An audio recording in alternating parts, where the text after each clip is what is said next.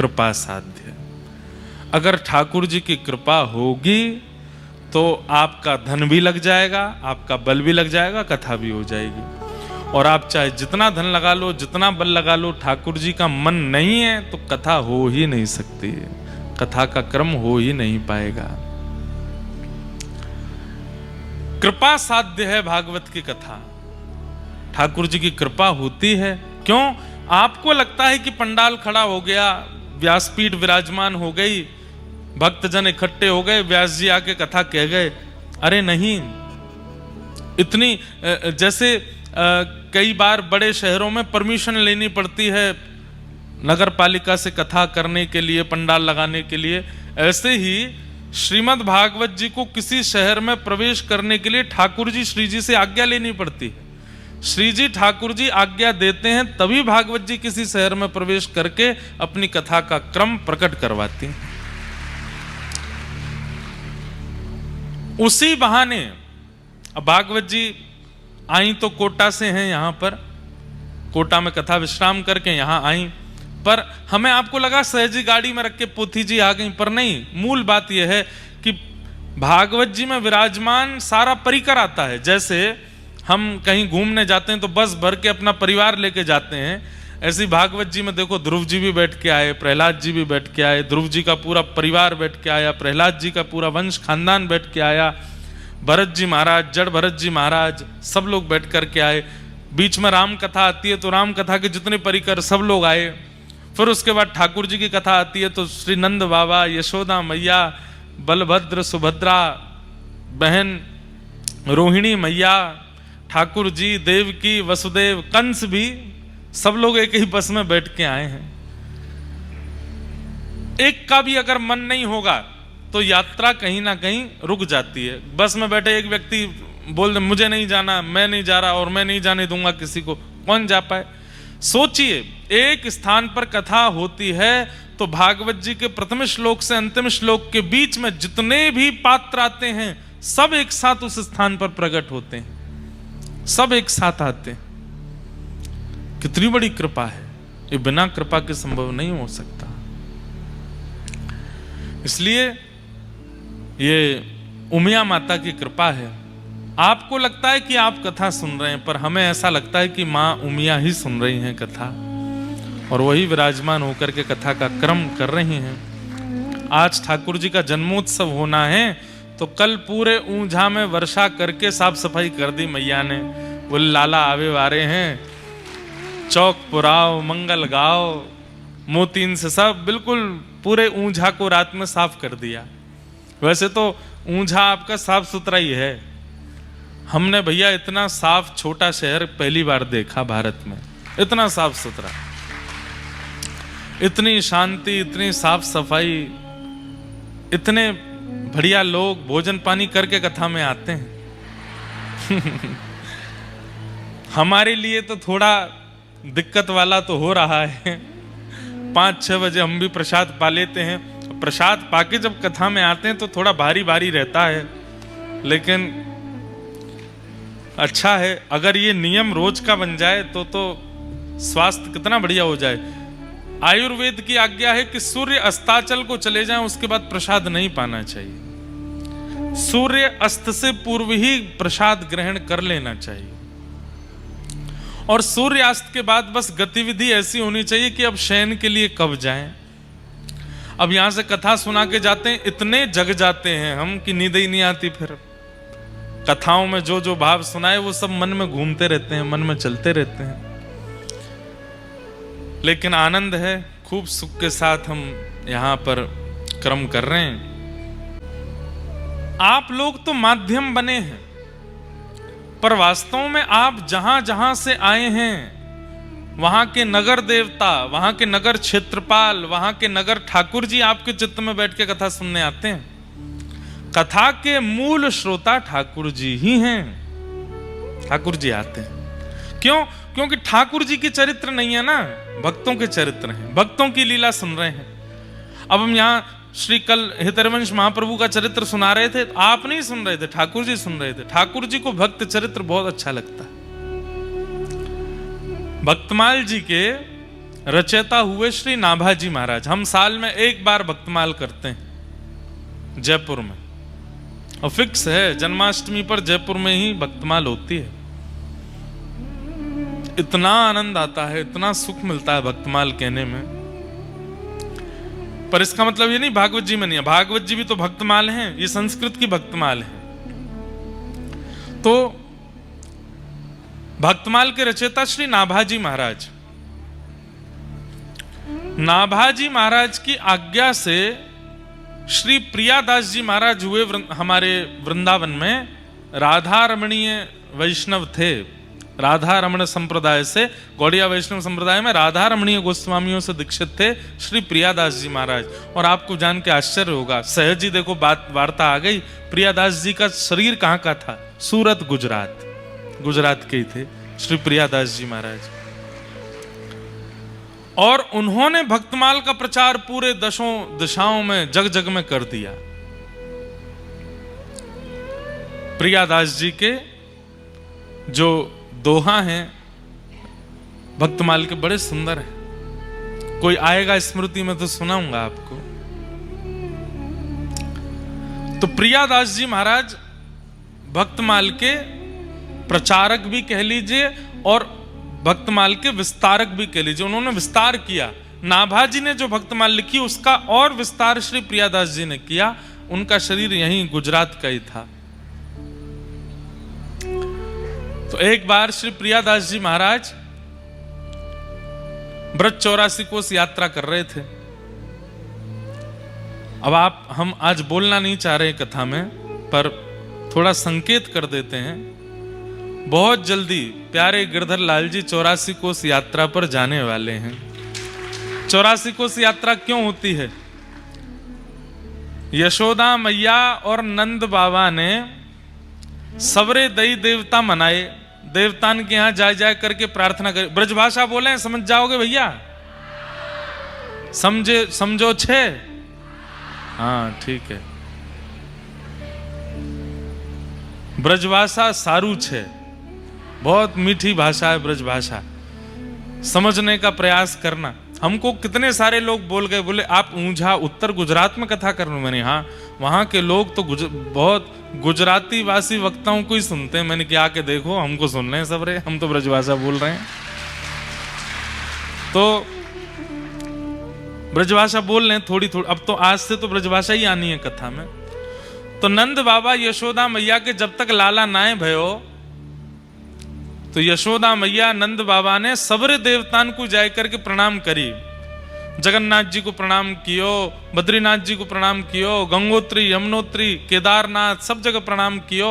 जो जो देवता उनको बताते गए सब जगह जाके प्रणाम करते। और प्रणाम करके कहाँ मांगते? हमें बालक नाए चाहिए, हमें लाला नाए चाहिए। तो अरे नंद बाबा की 9 लाख गैया हैं, नंद बाबा के बाद उन गैयान की सेवा करने वालों एक ग्वारिया चाहिए। नंद बाबा के यहाँ इतने संत, इतने भक्त आते रहे, नंद बाबा सब संतन की सेवा करें, इनके बाद संतन की सेवा करने वालों एक सेवक चाहिए।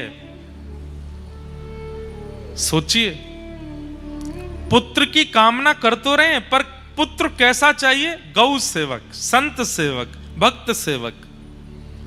सब तीर्थों में जाकर के प्रणाम किया और कहा कि एक लाला है गयो, तो हम वचन दे रहे हैं लाला के संग फिर से तीर्थ में आवेंगे।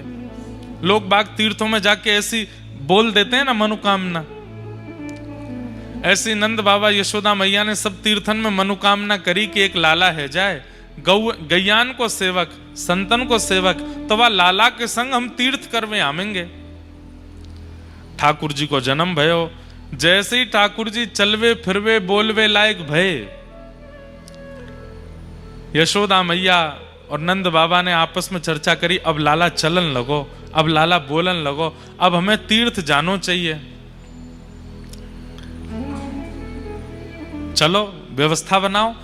अब महाराज बैलगाड़ी की तैयारी कर रहे हैं, सामान सट्टे सब रखते जा रहे हैं। सब ब्रजवासी भी एक है लिए, 100, 200, 400 ब्रजवासी भी संग है लिए। लेकिन नंद बाबा और यशोदा मैया की वृद्ध अवस्था देख करके ठाकुर जी के मन में आई, बाबा इतने वृद्ध है गए, यशोदा मैया इतनी वृद्ध है गई, और मैं ने के ही बड़ो भयो हूं। अब ब्रजते बाहर ये तीर्थ करवावे मुकु ले जाएंगे, सालन लग जाएंगे इनको। और जो प्रेम ब्रज में मुकु विस्तारित करनो वो है ना पावे को, कहा करूं। नंद बाबा यशोदा मैया बड़े वृद्ध है गए, सवरे तीर्थन को ठाकुर जी ने यमुना तट पे बुलायो। ठाकुर जी तो भगवान है, सवरे तीर्थ आकर के खड़े है गए यमुना तट पे, आज्ञा करें भगवान, कहा करनो है। बोले भैया देखो हमारे अम्मा बाबा वृद्ध है गए, अब ये सब तीर्थन में जामेंगे, सालन लग जाएंगे, हमें 11 वर्ष ही ब्रज में रहना है, आप सब 84 कोस में फैल जाओ, हमें ज्यादा दूर नहीं जाना पड़े, 84 कोस में ही सबरे तीर्थन के दर्शन, सबरे धामन के दर्शन हमको यहीं है जाए, हमें और कहीं नहीं जाना पड़े। महाराज ऐसी स्थिति है गई, सारे तीर्थ 84 कोस में बैठ गए। अब तो छोटे छोटे तीर्थ जिनके नाम ही नहीं पता है वो भी आ गए लाइन में, बोले हम भी ब्रज में आवेंगे, हमें स्थान दो, हम भी विराजमान होंगे। और उस भाव से भारतवर्ष के सारे तीर्थ 84 कोस में विराजमान हो गए। और फिर नंद बाबा यशोदा मैया के साथ लाला 84 कोस ब्रज यात्रा पर गए। तब से ये नियम है हमारे ब्रज में, ये अभी कार्तिक का महीना चल रहा है, अभी 84 कोस यात्रा चल रही होगी। 84 कोस की लोग परिक्रमा करते हैं, गाड़ियों में करते हैं, बसों में करते हैं, पर हम लाल जी को गाड़ी में नहीं लेके जाएंगे। हमारे लाल जी वैसे करनी तो हमको 2 साल पहले थी, लेकिन इतने व्यस्त होते चले गए, कर ही नहीं पाए। अब लाला की जनवरी में बहू आ जाएंगी और लाल जी हमारे राधा गिरधर लाल हो जाएंगे, फिर 84 कोस यात्रा पर जाएंगे। तो विवाह करके लाला विवाहित है कि 84 कोस यात्रा करेंगे, संभवतः अगले कार्तिक तक क्रम बन जाएगा। और प्रयास करेंगे कम से कम 1000 गौवंश के साथ में ठाकुर जी 84 कोस यात्रा करें, 1000 गैया चलें ठाकुर जी के आगे पीछे, पैदल बैलगाड़ी में, और जैसे व्यवस्था बनेगी लाल जी की वैसे करेंगे। महीना भर की, महीना 1.5 महीना की यात्रा होएगी। जगह जगह जा करके तम्बून में रुके करेंगे, वहीं प्रसाद बना के पायो करेंगे, वहीं कथा होए करेगी। प्रेम से बैठ करके नीचे पंडाल में कथा करो करेंगे। और जगह जगह सबरे ग्वारिया बन के सिर पर फेटा बांध करके रज लगा करके पूरे तन में, और फिर पूरे ब्रजमंडल की यात्रा लाल जी पालकी में बैठ करके या बैलगाड़ी में बैठ के करेंगे। तो ऐसी ब्रज 84 कोस यात्रा अगले वर्ष होएगी। हमने बिना योजना बनाए मंच से बता दिया, अभी योजना बनानी है, लेकिन हमें पूर्ण विश्वास है, जहां तक हमारे आंकड़े कहते हैं, कम से कम अभी बरसाना उत्सव में ही 30-35 हजार वैष्णवों की आने की संभावना है। लाल जी 84 कोस यात्रा करेंगे तो लाखों वैष्णव आएंगे, और सब चल चल करके घूम घूम करके पूरे ब्रज की यात्रा करेंगे। ऐसा दृश्य प्रकट है जाएगो जैसो द्वापर में ठाकुर जी ने 84 कोस यात्रा के समय प्रकट कियो, वैसे ही पहले परम पूजनीय श्री मलुक पीठ वाले महाराज जी ने गौ 84 कोस यात्रा की थी। उसमें हजारों गौवंश साथ चलता था, और वैसी यात्रा हुई थी। उसी यात्रा की परिकल्पना पुनः अगले वर्ष तक धारण होगी, और प्यारे गिरधर लाल जी 84 कोस यात्रा करेंगे। ठाकुर जी के ब्याह की बधाई मिलेगी सबन को, और यात्रा के रूप में सब आवेंगे। बड़े बुजुर्गन सो तो कह देंगे रिक्शा कर लो पीछे, और जितने हमारे युवा पट्ठा हैं सबरे पैदल पैदल दौड़ दौड़ करके ब्रज की परिक्रमा करेंगे, पूरे ब्रज को आनंद करेंगे। हाँ, तो ऐसी यात्रा होएगी। तो हम क्या सुना रहे थे? श्री प्रियादास जी भागवत कथा के, और कथा के श्रोता कौन है ये सुनो। तो श्री प्रियादास जी महाराज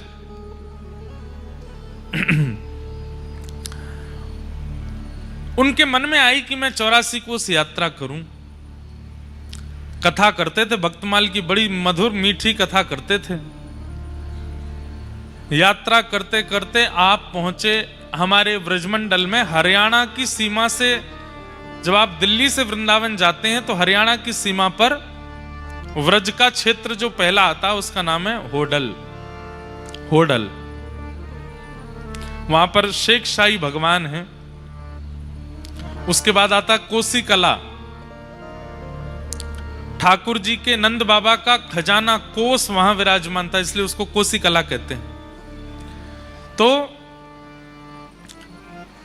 जैसे ही श्री प्रियादास जी महाराज 84 कोस यात्रा करते हुए होडल पहुंचे, तो होडल में एक लाल जी महाराज विराजते थे, श्री लाल बाबा। उनके यहां जैसे ही प्रियादास जी ने प्रणाम किया तो लाल बाबा महाराज बोले, बड़ी कृपा, आप श्री प्रियादास जी हैं ना? बोले हाँ। आपने भक्तमाल का विस्तार किया है ना? बोले भगवत कृपा से किया है। बोले प्रभु कहा कर रहे हो? बोले मैं तो 84 कोस यात्रा कर रहा हूं। बोले कृपा कर दो। बोले कहा, मेरे ठाकुर जी बहुत दिना है गए कथा सुनवे को बड़े तरस रहे हैं, आप कछु दिना यहीं विराज करके भक्तमाल की कथा सुनाओ। प्रियादास जी महाराज बड़े प्रसन्न हो गए। बड़े सुंदर ठाकुर जी के सन्मुख प्रियादास जी ने अपनो आसन लगायो, कथा सुनानी प्रारंभ करी भक्तमाल की। 1 दिन 2 दिन 3, भक्तमाल जी का नियम नहीं है 7 दिन की 10 दिन की, जितनी साल भर भी करते रहोगे तो भी पूरी नहीं होंगी, इतने भक्तों के चरित्र हैं। 7 दिन हो गए कथा को। धीरे धीरे इतनी भीड़ होने लगी, अब तो गांव के लोग, बाहर के लोग, यात्रा करने वाले लोग सब इकट्ठे हो गए लाल बाबा महाराज के स्थान पर। उनके ठाकुर जी को कथा सुनाते थे प्रियादास जी महाराज। अब श्रोता तो आते, श्रोताओं में भांति भांति के लोग आते हैं, गांव के लोग आते हैं, कुछ भोजन करने वाले लोग आते हैं। कई जगह कथा में प्रसाद की व्यवस्था होती है, तो कई लोग केवल प्रसाद पाने ही आते हैं। कथाओं में लिखवा दिया जाता है कि कथा के बाद भोजन प्रसाद की व्यवस्था, तो भीड़ दुगुनी आती है। और वो भीड़ भी कब आती है? जब कथा विश्राम होने वाली होती है। जैसे अमूमन कथाओं का समय 3 से 7 होता है, 6 बजे भीड़ आती है, 7 बजे तक कथा सुनेंगे, फिर बढ़िया प्रसाद पाएंगे। हर तरीके के लोग आते हैं कथा में।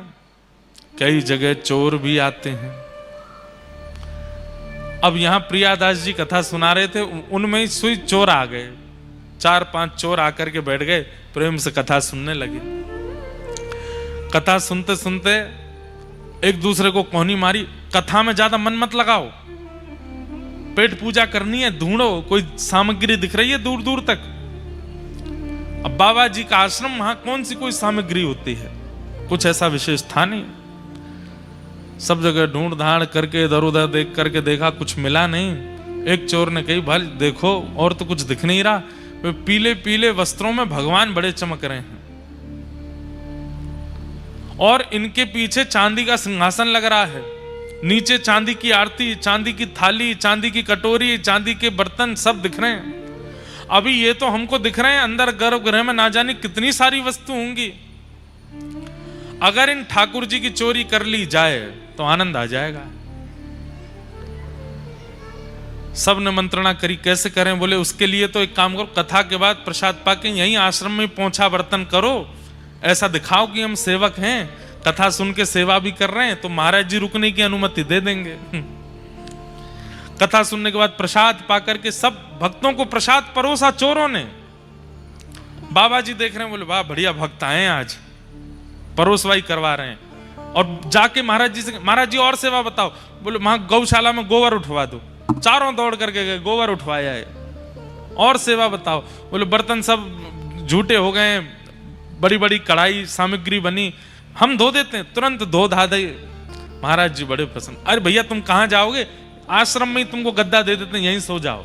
अरे महाराज जी बड़ी कृपा आपकी। चारों चोर वहीं सो गए। रात में जैसे ही सब गहरी निद्रा में सोए, चारों चोर उठे। और वो तो चोर हैं, ताला वाला खोलना सब उनको आता है। गर्भगृह में प्रवेश कर गए। गर्भगृह में प्रवेश करके सबसे पहले तो बोरी में सारे बर्तन रखे, आरती रखी, आचमनी रखी, लोटा रखे, सारे सामान रखते जा रहे हैं। फिर कोई नई वस्तु दिख जाए उसको धर लें। ठाकुर जी उठा के नीचे धर दिए, सिंहासन भी धर लिया बोरी में। जाते जाते मन में सोचे, सब चीज ले लिए, ठाकुर जी को काय को छोड़ रहे, उनको भी ले चलो। जैसे ही ठाकुर जी बोरी में धरे, बांध करके ले जाने लगे। सुबह होने से पहले सब सामग्री बांट बटोर करके और मंदिर में यथावत ताला पर्दा लगा के सब चले गए चोर। सुबह मंगला आरती के लिए महाराज जी उठे, स्नान ध्यान करके जैसे ही मंदिर में गए, ताला खोल के पर्दा खोला, सब साफ, कुछ भी नहीं वहां तो। अब यहां तो हल्ला मचा, महाराज चिल्लाने लगे, बाबा अरे मेरे भगवान चोरी हो गए, अरे मेरे ठाकुर जी चोरी हो गए, अरे मेरे ठाकुर जी को कोई लेके चला गया। प्रियादास जी महाराज उठ करके संध्या आदि कर रहे थे, उनके कान में आवाज गई, उठ करके कहावे हो कहावे हो। बोले अरे ठाकुर जी को चोरी कर ले गए कोई। मंदिर में जाके देखा, पूरे सब वैष्णवों में हल्ला मच गया, ठाकुर जी चोरी हो गए। प्रियादास जी महाराज तो वहीं बैठ करके रोने लगे और रोते रोते मन में विचार करने लगे, मेरी कथा अच्छी नहीं लगी ठाकुर जी को, इसलिए भाग गए यहां से। अगर कथा भाई होती,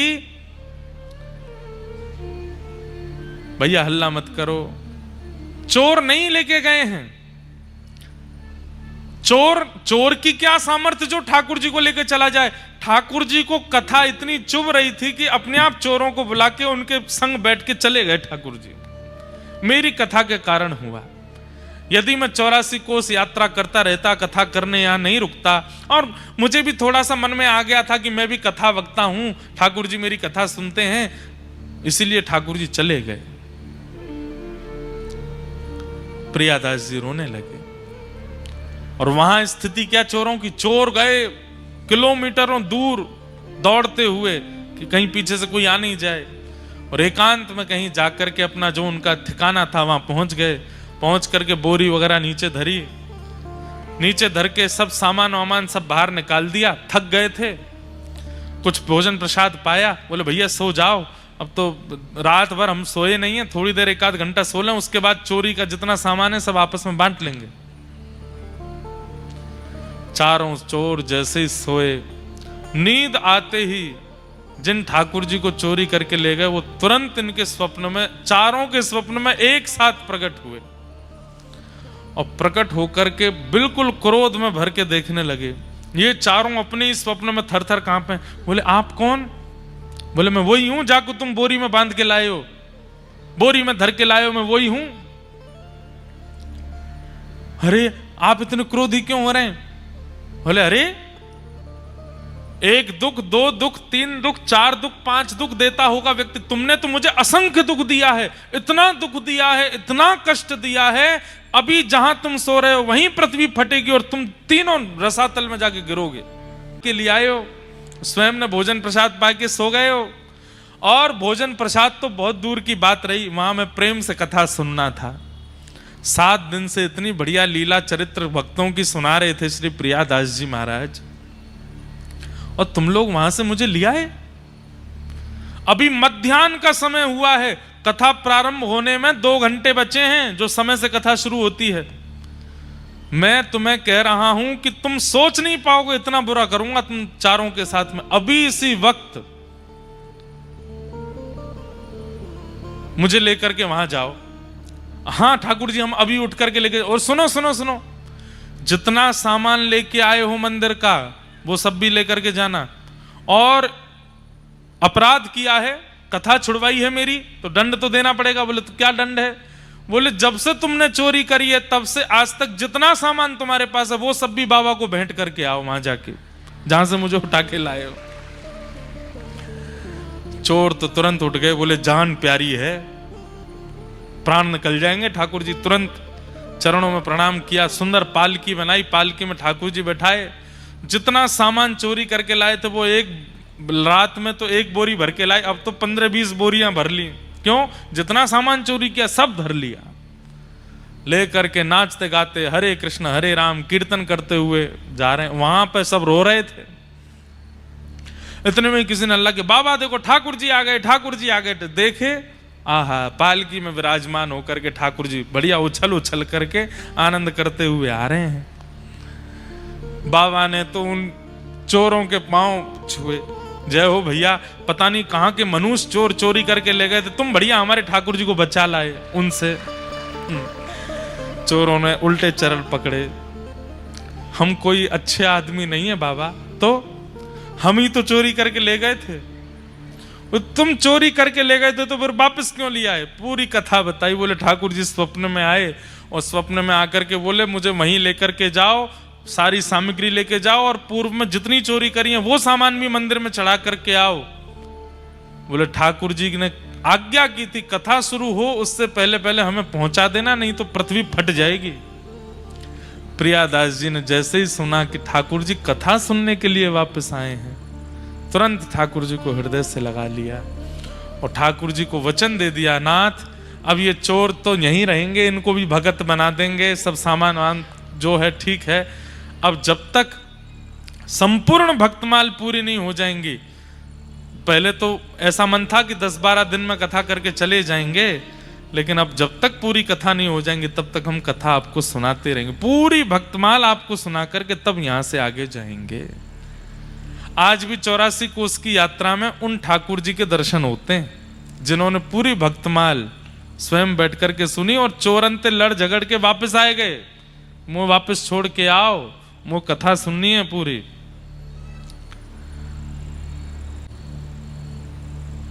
आइए भगवंत विराजिए कथा रसिक हरिदास, तुम श्रोता भक्त माल के तुम पद रज हम दास। भक्तमाल और भागवत के मूल श्रोता ठाकुर जी हैं, आप लोग नहीं हैं। अब यहां कोई ऊंझा से आया है, कोई अहमदाबाद से आया है, कोई बड़ौदा से आया है, कोई सूरत से आया है, कोई कहीं से आया है, कोई सोमनाथ से आए हैं, कोई द्वारिका से आए हैं, जहां जहां से आए हैं, आपके क्षेत्र के जो ठाकुर जी जो देवता हैं वो आपके चित्त में बैठ करके कथा सुनने वो आए हैं, आप नहीं आए। कथा के श्रोता तो ठाकुर जी, कथा के प्रेमी तो ठाकुर जी। बंधुओं, कथा विश्राम हो जाती है, उसके बाद क्या करें? यहां पर अभी 3 दिन बाद कथा विश्राम हो जाएगी, फिर क्या करोगे? 7 तारीख के बाद क्या करोगे?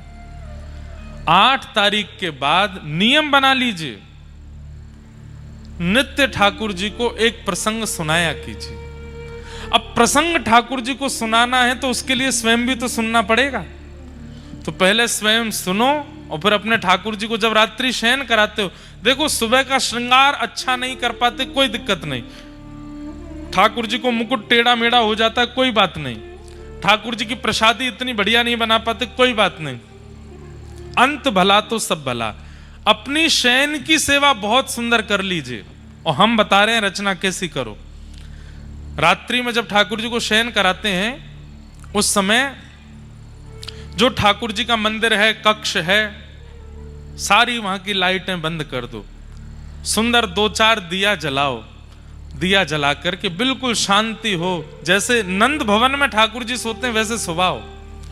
फिर ऋतु के अनुसार जो इत्र चल रहा है, अब जैसे अब हिना का इत्र प्रारंभ हो गया, हिना का इत्र, शमामा का इत्र लो, थोड़ा सा हाथ में मल लो, फिर ठाकुर जी के सारे श्रृंगार उतारो, दिया जलने दो और उतनी देर ठाकुर जी को कोई प्रसंग सुनाते रहो। जैसे एक मैया लाला को लोरी सुनाती है, श्रीमद् भागवत में कथा नहीं, कृष्ण करणामृत में एक विल्ल मंगल जी चरित्र सुनाते हैं। मैया यशोदा लाला को राम कथा सुना रही है। लाला, एक राम नाम को राजा हतो, एक दशरथ नाम को राजा हतो। सो गोद में पौड़े पौड़े ठाकुर जी कह रहे हैं मैया धीरे धीरे वस्त्र उतार रही है। दिन भर तो भारी वस्त्र पहने, रात में हल्के पहनेंगे तो ठाकुर जी कथा में मन लग जाता है तो प्रेम से तैयार हो जाते हैं। लाला, एक दशरथ नाम को राजा है तो सो ठाकुर जी कर रहे हैं फिर मैया माला उतारे, उनको एक लाला हो, वाको नाम हो राम। ठाकुर जी बोले मंद मंद मुस्काते जा रहे हैं, मेरी कथा सुना रही है मैया मोए। अच्छा मैया, फिर का भयो? लाला, उनको एक छोटा भैया है तो उनको नाम हो लक्ष्मण। सभी ठाकुर जी बलराम जी को देखने लगे, यही तो थे पूर्व में। फिर कहा भयो मैया? बोले उनको एक सीता नाम की कन्या सो ब्याह भयो। ठाकुर जी बोले और लाला, फिर एक दिन ऐसा भयो, सौतेली मैया ने दशरथ जी सो राम जी को वनवास मांग लियो। सो ठाकुर जी दुखी मन से बोले फिर बोले राम जी वन में गए और लक्ष्मण भैया और उनकी पत्नी सीता जी उनके संग गई। ठाकुर जी बोले फिर एक दिन लाला कहा भयो? बोले कहा भयो? बोले पंचवती के तट पर दुष्ट रावण आयो। सोई ठाकुर जी क्रोध में बोले छोटे से गोपाल जी। और राम जी तो गए वन खेलवे के काजे और वह दुष्ट रावण ने आकर के सीता जी को हरण कर लियो। जैसे ही ठाकुर जी ने सुनी रावण ने सीता जी को हरण कर लियो, तुरंत ठाकुर जी उठ के खड़े हो गए। लक्ष्मण मेरा बाण लेकर के आओ, मेरा धनुष कहाँ है? इस रावण को मैं आज देख लूंगा। उस दिन तो मैं कहीं और चला गया था, सीता जी का हरण करके ले गया था। आज इसको मैं जीवित नहीं छोड़ूंगा, यहीं इसमें बाण मार दूंगा, यहीं इसका वध कर दूंगा। और मुझे पता है इसकी नाभि में बाण मारना है। मेरा धनुष बाण कहाँ है? यशोदा मैया लाला लाला, अरे मेरे लाला तू कन्हैया है, तू राम ना है। बलराम जी आए तुरंत, लाला धीमे। ठाकुर जी को जैसे तैसे आवेश में से बाहर निकले। मैया अब आगे मत सुनाओ, यहीं तक ठीक है, आगे सुनाओगी और आवेश आ जाएगा। ठाकुर जी रात्रि में शयन करते हैं, उस समय ठाकुर जी को कुछ सुनना है। कुछ याद ना आवे तो गीत गोविंद सुनाओ, कुछ याद ना आवे तो गोपी गीत सुनाओ, कुछ याद ना आवे तो कोई पद सुनाओ। और अगर कर सको, इतने रसिक जन, इतने कथाकार कथा कर रहे हैं, सबकी कथा यूट्यूब पे आती है, सुनो एक चरित्र उसमें से ठाकुर जी को सुनाओ। और धीमे धीमे इत्र की मालिश करते रहो, घी लगाओ, दिए की लौ में थोड़े थोड़े ठाकुर जी दिख रहे हैं, श्रृंगार हल्का कर दो, हल्की हल्की सी माला ठाकुर जी के सेज पर भी इत्र बिछाते जाओ, कथा सुनाते जाओ और बढ़िया प्रेम से ठाकुर जी को फिर वहां पे पढ़ा दो। धीमे धीमे चरण दबाते रहो जब तक चरित्र पूरा ना हो जाए। और जैसे ही चरित्र विश्राम हो, धीमे से बोलो भक्त वत्सल भगवान की। ठाकुर जी को पूरी चदरिया उड़ाए करके दिए बाहर पधरा दो, एक जलझारी रख दो, ठाकुर जी सो गए। जिस घर में, एक बात बोले आपको, भोजन भली बढ़िया ना मिलता हो, पूरा दिन भली मन ना लगता हो, लेकिन रात में बिस्तर बढ़िया मिल गया सोने के लिए, ठाकुर जी फिर दौड़ दौड़ के उसी घर में जाएंगे। बोले यहीं सोऊंगा मैं तो, यहाँ सोवे में बड़ो आनंद आवे, यहाँ शयन करने में बड़ो सुख मिले। ठाकुर जी को शयन कराओ, शयन की सेवा इतनी सुंदर कीजिए बंधुओं, ठाकुर जी आपसे रीझ जाएंगे। और आप अनुभव करेंगे जब आप शयन करने के लिए जाएंगे तो ठाकुर जी आपके शयन में आके अपने शयन के दर्शन करा देंगे कि मैं कैसे सो रहा हूं। ऐसे अनुभव होने लगेंगे। हमारे गिरधर लाल जी कई बार हमसे दूर होते हैं, तो रात्रि में सेवा में कोई अगर त्रुटि हो जाती है शयन में, तो जहां मैं सो रहा होता हूं वहां अनुभव करा देते हैं ठाकुर जी। रात भर बेचैनी होने लगेगी, रात भर प्यास लगने लगेगी, रात भर श्वास रुकने लगेगी, घबराहट सी होने लगेगी, मन नहीं लगेगा, नींद नहीं आवेगी, तो समझ जाते हैं कि ठाकुर जी को आज नींद नहीं आ रही है, निश्चित ठाकुर जी के शयन में कोई दिक्कत हुई है। शयन अच्छा करो ठाकुर जी का, शयन की सेवा सवार हो। तो नित्य ठाकुर जी को कथा सुनाओ। ठाकुर जी कथा के रसिया हैं, कथा ठाकुर जी कथा के श्रोता हैं। यशोदा मैया एक लोरी गाती हैं, छगन मगन मेरे लाल को आजा निदिया, छगन मगन मेरे लाल को आजा निदिया, चंचल मोहन श्याम के नैनन बीच समा, चंचल मोहन श्याम के नैनन बीच समा। ये पद याद कर लीजिए, सुनाया कीजिए ठाकुर जी को। छगन मगन मेरे लाल को आजा निदिया,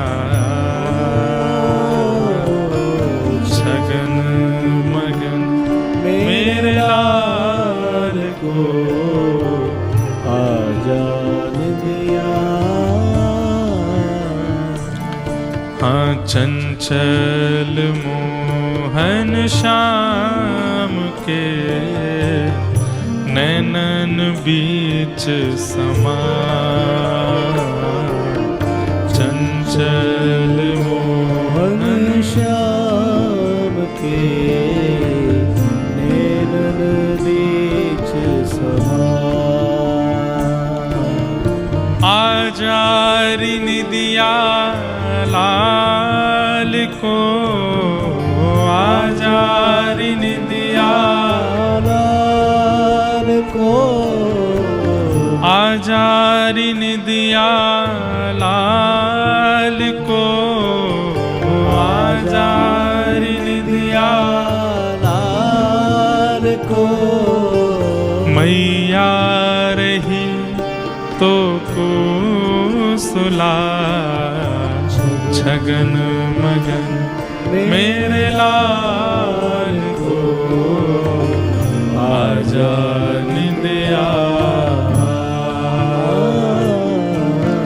छगन मगन मेरे लाल को, आजा निदिया।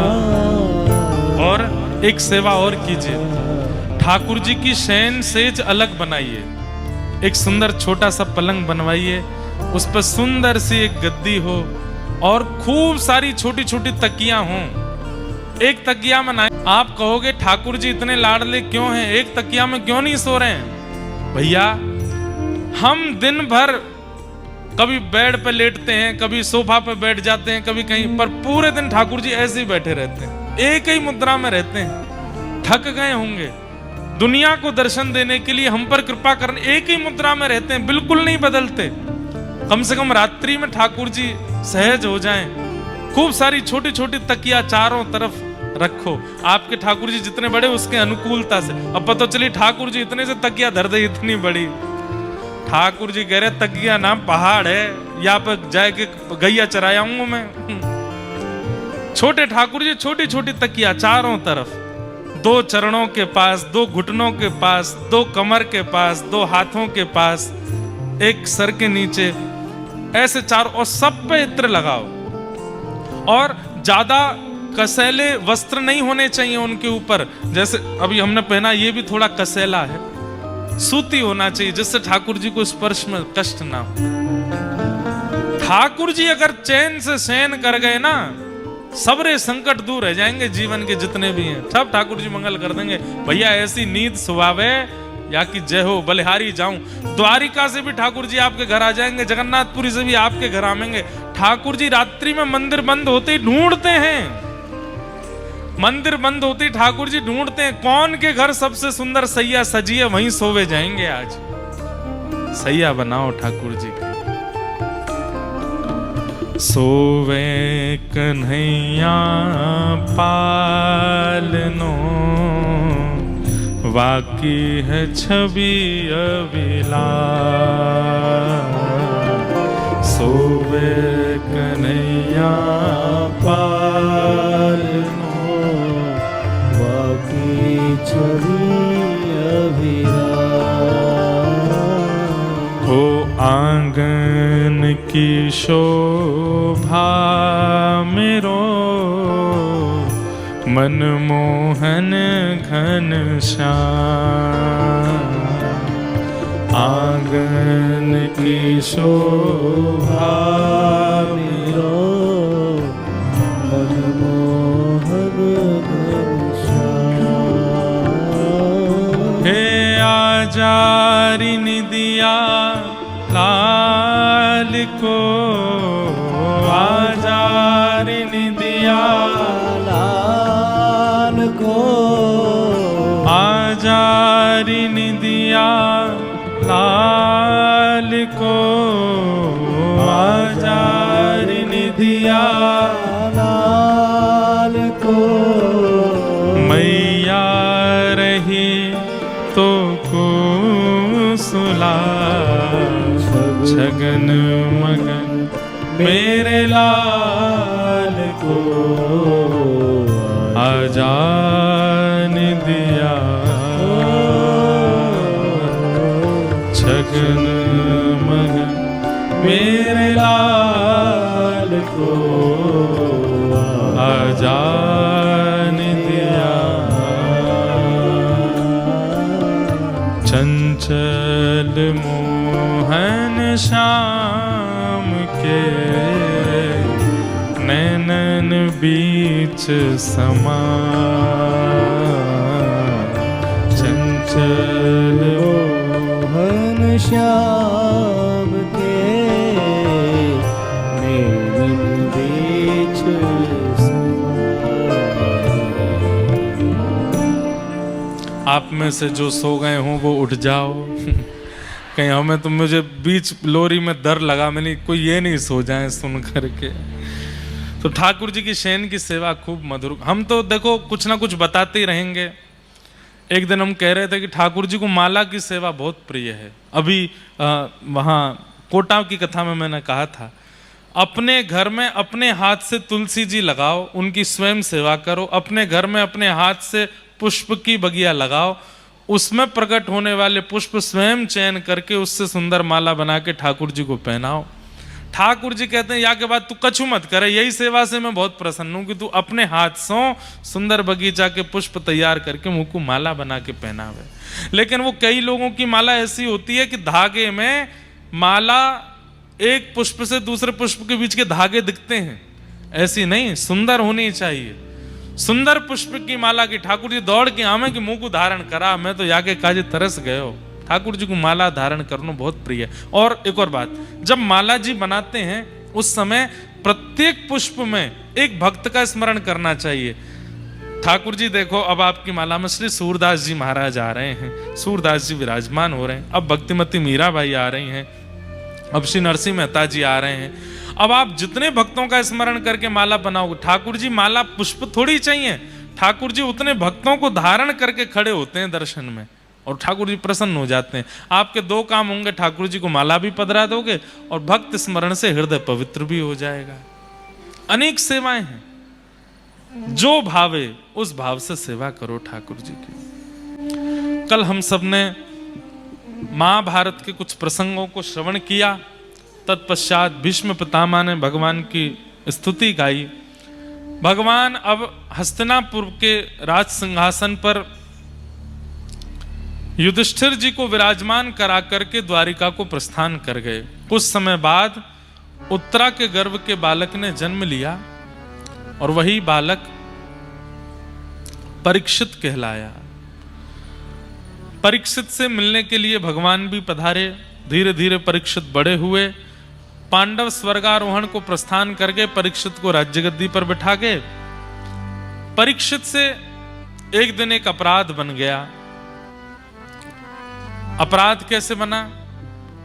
कुछ समय पूर्व परीक्षित आखेट को वन में गए और वहीं वन में उन्हें कलयुग मिला, जो कि वृषभ यानी कि बैल के 3 पैर काट चुका है, चौथे पैर को काट रहा था। वृषभ धर्म है, धर्म के 3 पैर कलयुग में कट चुके हैं। सत्य, दान, दया और पवित्रता।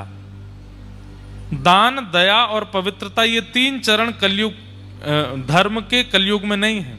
कलयुग में केवल एक चरण पर धर्म खड़ा है, वो है सत्य। और धीरे धीरे वह चरण भी नष्ट होता जा रहा है। कलयुग को देख करके राजा परीक्षित ने अपनी तलवार निकाल करके जैसे ही मारना चाहा, कलयुग ने चरण पकड़ लिए। बोले महाराज मुझे मत मारिए, मैं कलयुग हूं। सतयुग, त्रेता, द्वापर के बाद अब मेरी बारी है।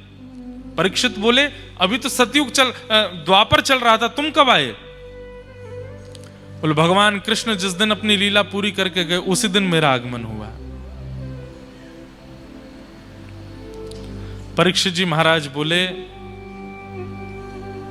अब तुम चले जाओ। कलयुग बोला मैं नहीं जा सकता, आप मुझे कुछ स्थान दे दीजिए, मैं वहीं रहूंगा।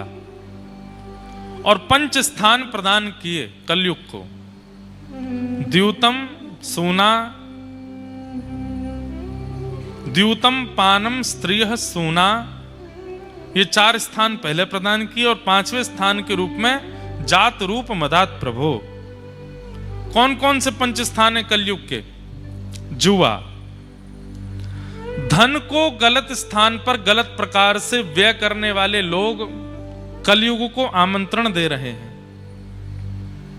कलयुग का आमंत्रण कर रहे हैं।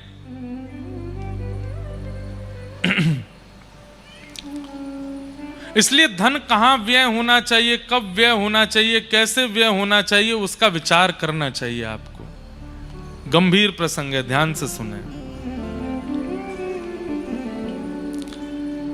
सत्संग करने वाले व्यक्ति को इतनी बुद्धि प्राप्त हो जाती है कि धन जो मेरे पास है उसका मैं व्यय कैसे करूं और कहां करूं, कितना करूं, क्यों करूं। जब व्यक्ति जबरदस्ती अपनी इच्छाओं की पूर्ति के लिए धन व्यय करने लगता है, वही व्यक्ति पापगामी होने लगता है। इतने में हमारी इच्छा पूरी हो रही है, इतने में सब कुछ बढ़िया चल रहा है, पर कई लोग एक्स्ट्रा में अपनी इच्छाओं को और प्रकट करके अपने धन का मद करके, अरे बहुत पैसा है, ये भी करो, ये भी करो, ऐसे लोग ही फिर पाप के मार्ग पर पापगामी हो जाते हैं। अब तुम तो बस इतना बताओ कितना लगेगा, पैसे की चिंता मत करो, हम करते हैं ना। अपनी इच्छाओं की पूर्ति के लिए, अपने शौक के लिए, अपने ऐश्वर्य के लिए, जो इस प्रकार धन को कभी कभी अपना दास मान लेते हैं कि अरे हम पे तो बहुत है, बताओ तो सही कहां लगाना है।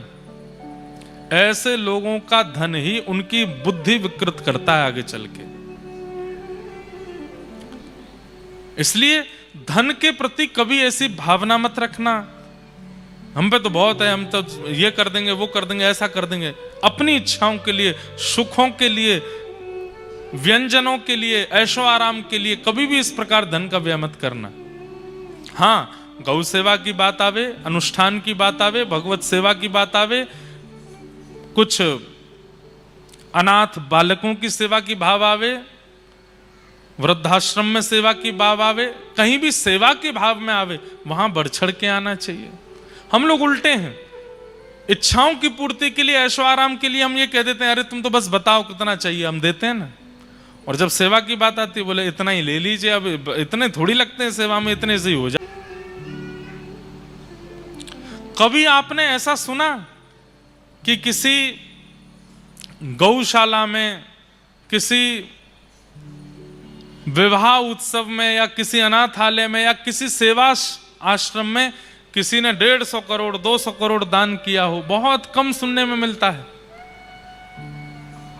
लेकिन जब बड़े बड़े सट्टे होते हैं तो पता चलता है 1000 करोड़ का सट्टा हो गया, वहां पर इतना किसी ने ये कर दिया, वो कर दिया, इतना लोग निकालते हैं पैसा। उन्हीं लोगों की बुद्धि विकृत धन करता है। तो कलयुग का सबसे पहला निवास स्थान है द्यूतम।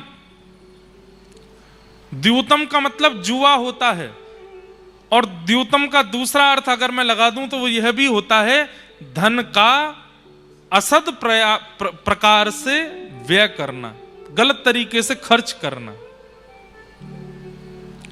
अब देखिए, कहने पर आ जाएं तो हम ये भी कह सकते हैं, जब व्यक्ति धन दे करके असद वस्तु खरीदता है, किसी का मांस खरीदता है, मद्य खरीदता है, मदिरा खरीदता है, और वहां भी धन देता है, धन दे करके लेता है, ऐसे व्यक्ति की भी धन बुद्धि विकृत कर देता है। द्यूतम भैया, वो धन, पैसा, रुपया, जो भी आप उसको मान रहे हो, साक्षात लक्ष्मी है, उसको लक्ष्मी मान करके व्यय कीजिए। द्यूतम। कलयुग का दूसरा स्थान क्या है? पानम, अभक्ष सेवन। कोई भी ऐसी वस्तु का सेवन जो तामसी है, और कोई भी ऐसी वस्तु का सेवन जिसके सेवन के बाद आप अपने आपे से बाहर चले जाते हो, उसमें कलयुग का निवास है। मदिरा पान, उसमें कलयुग रहता है। इसलिए वैष्णवों को भूल करके भी तामसी वस्तुओं से तो दूर रहना चाहिए। प्याज लहसुन बाद में छोड़िएगा, पहले ये सब छोड़ दीजिए। धीरे धीरे प्रयास कीजिए, इच्छा हो जाए तो उनको भी छोड़ने का प्रयास करने लगिए।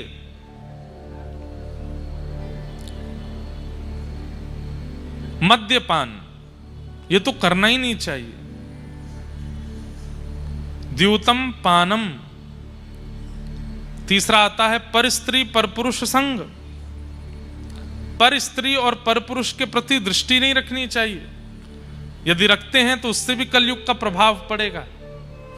और अंतिम स्थिति, चौथी स्थिति बताई, सूना, जबरदस्ती लड़ाई करना। किसी ने कुछ कह दिया आपके बारे में, आपके सामने नहीं कहा, किसी सभा में 4 लोगों के बीच में कुछ कहा, अब आप ढूंढ रहे हो मुझे मिले तो सही, बताता हूं मैं उसको।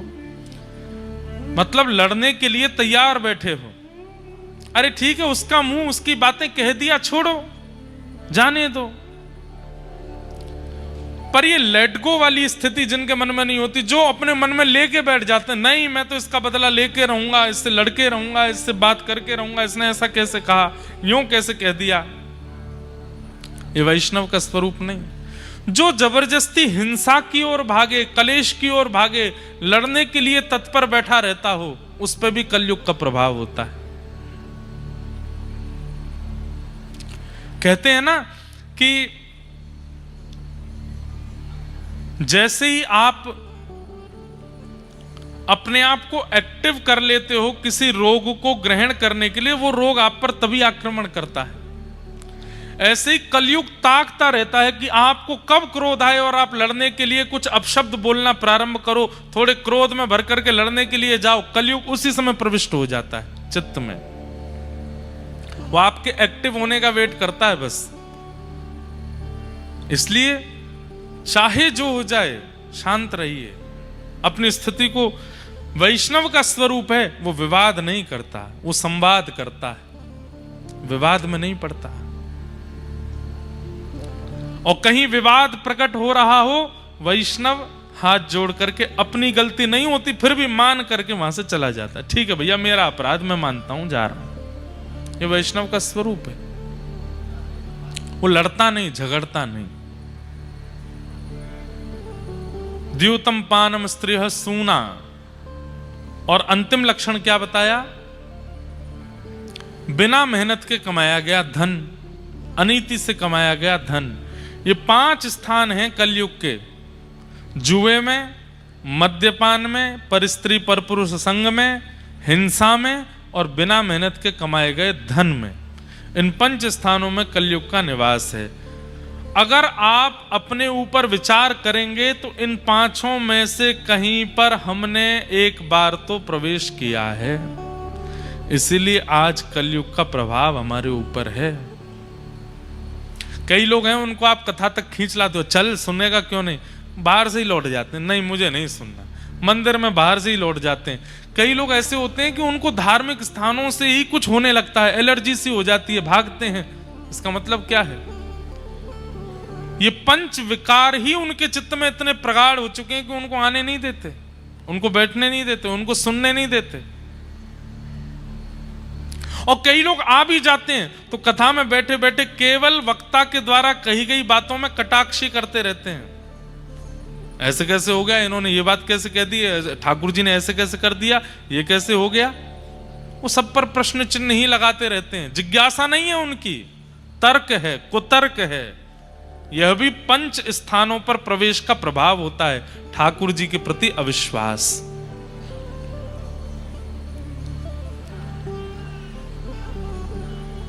कोई बोल रहे हैं, उनको बोल दो धीरे बोलें। तो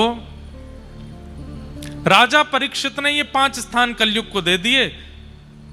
स्वयं गए आखेट को वन में, शमिक ऋषि के गले में मरा हुआ सर्प डाल दिया। क्यों? जल मांगा था, लेकिन ऋषि त्रातक समाधि में बैठे थे, प्रत्युत्तर नहीं दे पाए। तो अपना अपमान जान करके राजा ने, मैं जल मांग रहा हूं और ये समाधि से नहीं उठ रहे हैं, मरा हुआ सर्प गले में डाल दिया।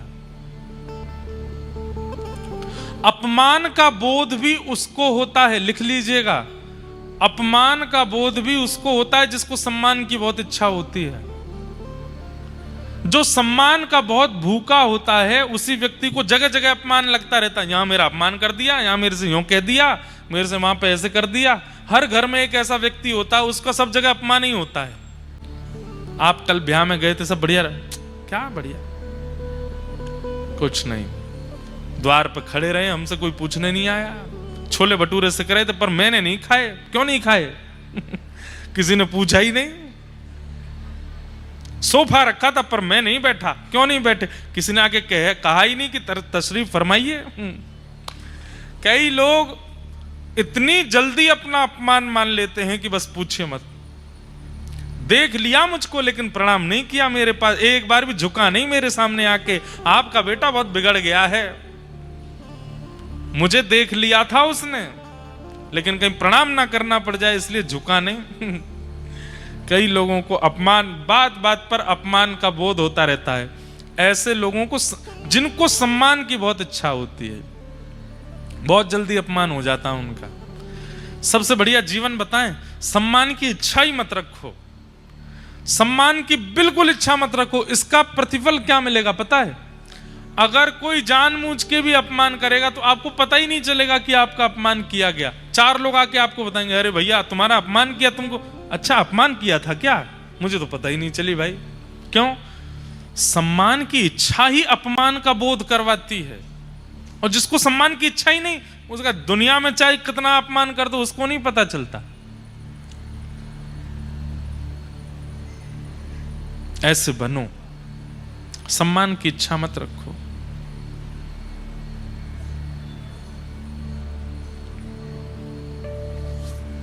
तो राजा परीक्षित ने मरा हुआ सर्प डाल दिया गले में, केवल इतनी सी बात पर कि मैंने जल मांगा और ये संत अभी समाधि में बैठे हैं। अरे भाई समाधि है वो समाधि ही क्या, जहां पर बाहर की गतिविधि पता चल जाए। पर राजा परीक्षित को क्रोध आ गया, गले में मरा हुआ सर्प डाल दिया। परंतु शमीक ऋषि के पुत्र श्रृंगी ने यह दृश्य जैसे ही उनको पता चला, श्राप दे दिया, मेरे पिता के गले में मरा हुआ सर्प डाला, मैं श्राप देता हूं राजा परीक्षित को, आज के ठीक 7वें दिन तक्षक सर्प डस देगा, इनकी मृत्यु हो जाएगी। अब राजा परीक्षित जब लौट करके गए, बंधुओं कलयुग का सबसे पहला प्रभाव क्या है?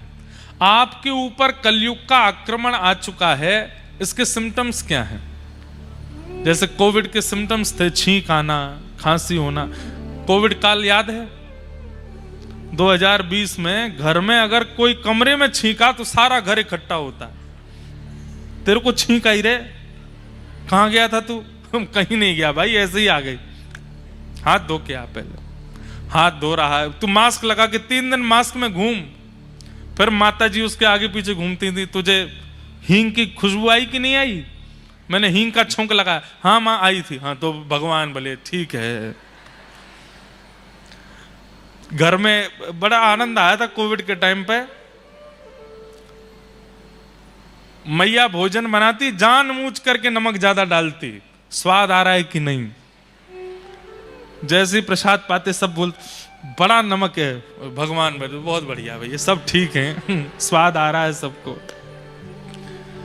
कोविड के सिम्टम्स थे, स्वाद चले जाना, सुगंधी ना आना, गला सूखा पड़ जाना, खांसी होना, जुकाम होना, आदि आदि, गला बैठना। ऐसे ये कलयुग के भी कुछ सिम्टम्स हैं। सबसे पहला सिम्टम क्या है? तिलकधारी, शिखाधारी, धोतीधारी, जनेऊधारी, कंठी पहनने वाले, हरे कृष्ण हरे राम या फिर राम राम जपने वाले, इनके प्रति पाखंड की भावना प्रकट होना। अरे ये सब तो ऐसे ही हैं, ये सब तो ऐसे ही हैं। इस प्रकार की भावना जिनके प्रति, जिनके अंदर प्रकट हो जाती है, समझ जाओ कलयुग का प्रभाव प्रारंभ। मतलब हरि जन और हरि भक्तों में दोष दिखने लग जाए, समझ जाओ कलयुग आ चुका है आपके अंदर। दूसरा प्रभाव क्या होगा? ठाकुर जी की कथा, ठाकुर जी की लीला, ठाकुर जी के धामों के प्रति अविश्वास। तीसरा प्रभाव क्या होगा? माता पिता के वचनों के प्रति अविश्वास। माता पिता के वचन कोई बड़ी बात नहीं है, ऐसे ही बोलते रहते हैं। तो चौथा प्रभाव क्या होगा? मनमानी, भयंकर मनमानी करना, अपने मन से चलना, किसी अच्छे की बात ना सुनना, भले चाहने वाले शत्रु दिखने लग जाना। कोई आपके भले के लिए कहता और आपको उसमें शत्रु दिखाई देता, ये मेरा शत्रु है, ये चाहता ही नहीं कि मैं अच्छा करूं। ये कुछ सिम्टम्स हैं। उसमें सबसे पहला संकेत क्या है कि कलयुग आपके ऊपर आक्रमण कर चुका है, कि हरिजनों के प्रति दोष बुद्धि आना, उनके प्रति दोष दृष्टि होना। आजकल सोशल मीडिया का जमाना है, लोग इतनी जल्दी वैष्णव अपराध कर देते हैं। मैं उन्हें बार बार हाथ जोड़ करके समझाता हूं, ठाकुर जी के भोग में अपराध बन जाए कोई दिक्कत नहीं, श्रृंगार में अपराध बन जाए कोई दिक्कत नहीं, पर ठाकुर जी के जनों का अपराध मत करो, क्योंकि ठाकुर जी के जनों का अगर आपने अपराध किया, ठाकुर जी क्षमा नहीं करेंगे। आप कहेंगे महाराज जी वो पाखंड करते हैं, महाराज जी वो ऐसे करते हैं, वो गलत बोलते हैं, वो इस तरीके से। अरे तिलक लगा रखा है ना उन्होंने, ठाकुर जी न्याय करेंगे उनका, तुम क्यों पीछे पड़े उनके? ठाकुर जी देख लेंगे तुमने क्या गलत किया, क्या अच्छा किया। तिलक लगा करके कुछ गलत बोला या कुछ गलत आचरण किया, ठाकुर जी देखेंगे, अपने न्याय में ठाकुर जी उसको देखेंगे। आप कुछ मत कहिए उससे, आप उसके प्रति श्रद्धा ही रखो। पर बहुत जल्दी अपराध कर देते हैं हम वैष्णवों का, बच नहीं पाएंगे इससे। संत अपराध बन गया राजा परीक्षित से। जैसे ही मुकुट उतार करके रखा, अपने सिंहासन पर बैठे राजा परीक्षित को स्मृति हुई, अरे ये मैंने क्या किया? एक संत से जल मांगा और जल ना देने पर मुझे इतना क्रोध आ गया कि गले में मरा हुआ सर्प डाल दिया। बंधुओं, आपने जो सोचा नहीं होगा वह क्रिया भी एक दिन आपसे करा लेगा। अगर अभी आपने अपने क्रोध पर वशीकरण नहीं किया तो। आपको क्रोध आता है, आप क्रोध को आने देते हैं और बल्कि दूसरों को सावधान करते हैं, भाई देखो मुझे बहुत जल्दी गुस्सा आ जाता है, सावधान रहना, कोई ऐसे काम मत करना कि मुझे क्रोध आए। ऐसे लोगों को हम व्यासपीठ से एक बात कह रहे हैं, एक दिन वही क्रोध ऐसी क्रिया कराएगा जो आपने कभी सोची नहीं होगी। आप करने के बाद स्वयं सोच में पड़ जाएंगे, ये मैंने कैसे कर दिया, ये तो मैं कर ही नहीं सकता था। क्रोध सबसे बड़ा शत्रु है हमारे जीवन का। कहीं कहीं अच्छा है क्रोध करना, पर क्रोध की भी एक लिमिट होती है, क्रोध का भी एक तरीका होता है, उससे अधिक नहीं। हमारा तरीका पता है क्या? क्रोध का अपना खुलासा कर रहे हैं, मौनमास्तां। क्रोध आता है तो मौन हो जाता हूं, नहीं बोलता, कोई प्रत्युत्तर नहीं, कोई उत्तर नहीं, कोई जवाब नहीं, कोई रिएक्शन नहीं, कुछ नहीं। और ये कितनी देर तक? घटिका द्वयम, 2 घड़ी, ज्यादा दिन तक क्रोध नहीं रहते। सुबह हुए तो शाम तक मान गए बस, शाम को हुए तो सुबह तक मान गए बस, इससे ज्यादा क्रोध नहीं करना चाहिए। क्षमा कर दो। क्रोध जितना आपके अंदर रहेगा उतने विकार उत्पन्न कराएगा, और एक दिन आप ऐसा कुछ कर बैठेंगे कि आप खुद पर विश्वास नहीं कर पाएंगे, ये मैंने कर दिया। इसलिए क्रोध को जितना जल्दी हो विदा कर दिया करो, अपने अंदर से रहने मत दिया करो। कि एक महापुरुष के गले में मरा हुआ सर्प डाल दिया, अरे मेरे हाथ कट क्यों नहीं गए, मेरा ये शरीर अभी तक जीवित क्यों, मुझे शाप क्यों नहीं लगा? तभी एक महापुरुष ने आके बताया, राजा परीक्षित आज आपने एक अपराध किया और उसी अपराध की वजह से शमिक ऋषि के पुत्र श्रृंगी ने आपको 7 दिन में मरने का श्राप दिया है।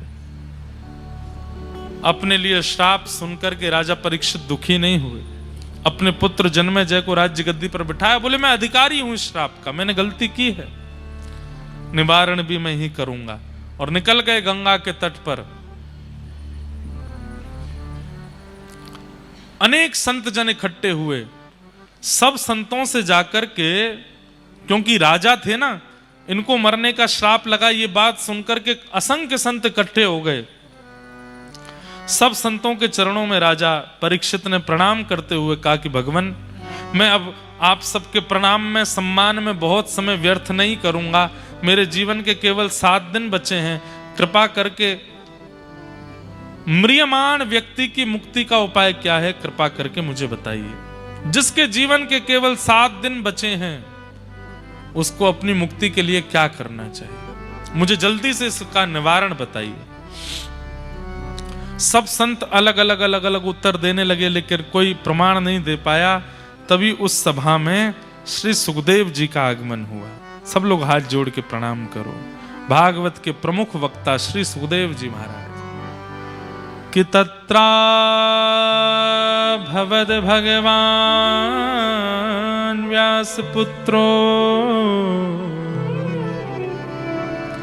यदृच्छया कामटमानो नपेक्ष अलक्षलिंगो निजलाभतुष्टो